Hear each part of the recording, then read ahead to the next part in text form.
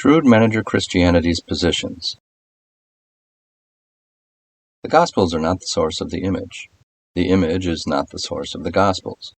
The historical Jesus is the source of both. The Gospels and Shroud both portray Jesus, but how are they related?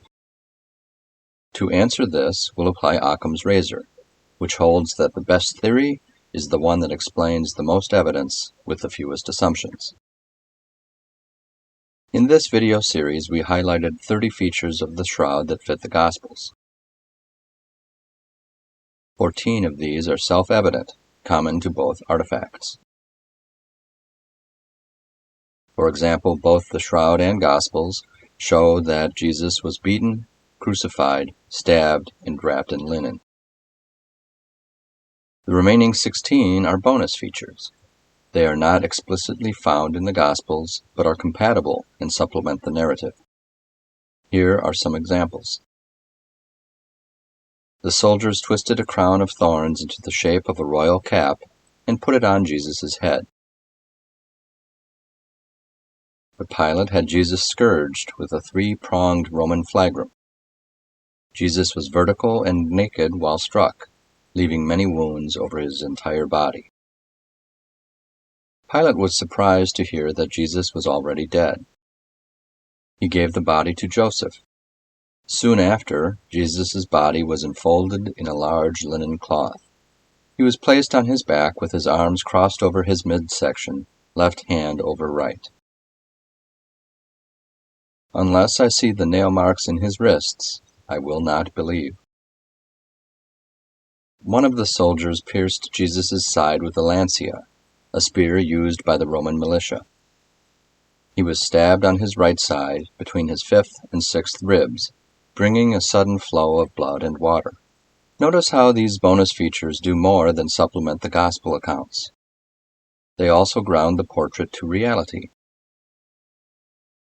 Like the many books which show the profound historical accuracy of the New Testament, Shroud details from anatomy and Roman weaponry to archaeology and cardiology add a genuineness to Jesus' likeness.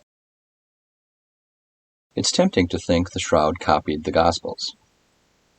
This is simple and intuitive. A picture is worth 1,000 words, right? But the data are against this explanation. Occam requires explanations to be simple, but also to explain all the evidence. And this explanation ignores key evidence. Yes, the Gospels could explain the 14 common features, but the 16 bonus features are observations from the Shroud not found in the Gospels. These items show you can't make the Shroud image if the Gospels are your only source. Yet does anyone think the reverse is true? That the Gospel writers sat in front of the Shroud and crafted their narratives around what they saw? For thoroughness, let's just remark that this is not a viable hypothesis either. Yes, the Shroud could explain the 14 common features, but the Gospels tell many details about Jesus' last hours that you can't depict in a single image.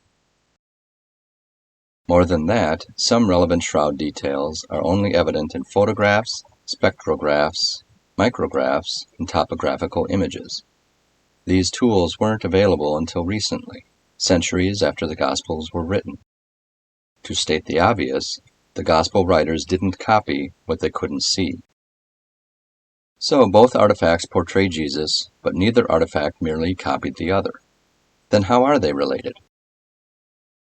Even parsimonious Occam would have to admit a primary source to explain all the evidence: the 14 common features, the 16 bonus features, and the unnumbered details of the written Gospels. But what would this primary source look like? Maybe there is an undiscovered text that explains all the evidence, such as an unknown 5th Gospel. But rather than conjure up the existence of some such document, Shrewd Manager Christianity's view is the primary source is none other than historical Jesus himself. The Shroud is Jesus' actual burial cloth, and the Gospels tell the gruesome true story of his death.